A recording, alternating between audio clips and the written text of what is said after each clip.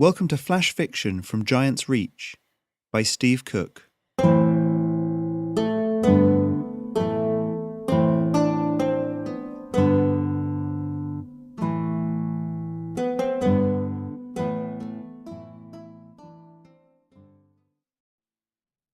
Welcome back to the podcast. I've been involved in an anthology called Ye Olde Magic Shop. It's currently available on Amazon, and there's a pretty cool video there advertising it, so go check it out. It's Ye Olde with an E on the end, Magic with a K on the end, and Shop with a P-E on the end, going for the old world spelling. But I'm pretty proud of the story that's in it, so go check it out. And while you're there, why not search for the 3 anthologies of short stories that I've got on Amazon. Tales from Noctis Point, Digital Souls, and 7 Dark Reflections. Each one is a series of stories, usually around a theme, and I'm pretty proud of those too, so go check them out. Foreign Trade, Part 2.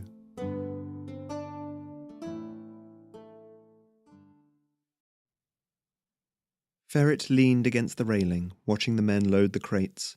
It was dim, pre-dawn light barely beginning to gather, but even so he could see the guild brand on each crate, hear the clink of glass as each was placed below decks.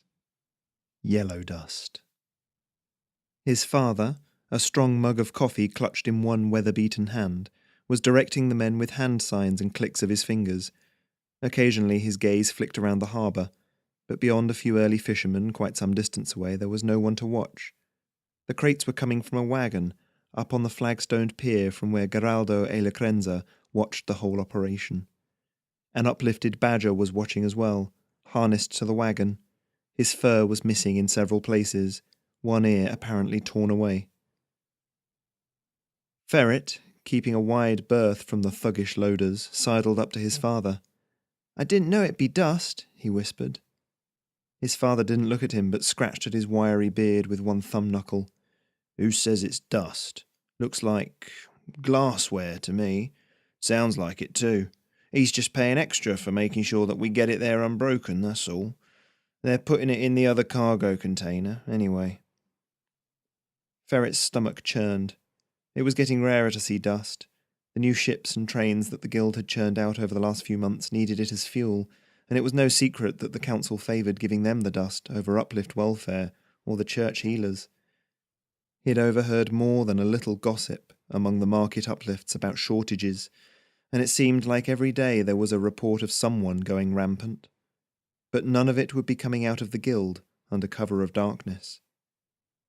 "Dad, I don't like it," he murmured.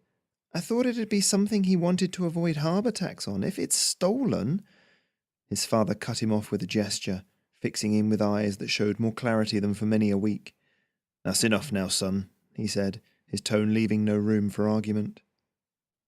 The last crate loaded, the men left the boat and climbed back aboard the wagon.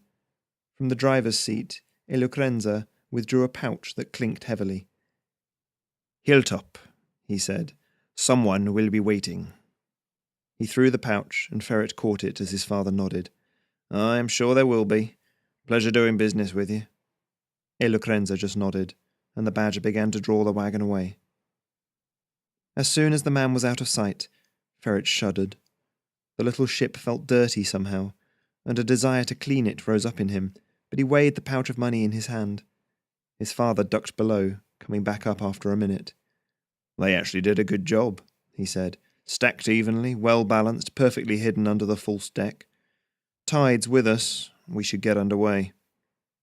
The pouch contained dozens of the thin, gold-coloured coins, each one stamped with the 9-sided symbol of the council on one side, and the seal of the Centrum Mint on the other.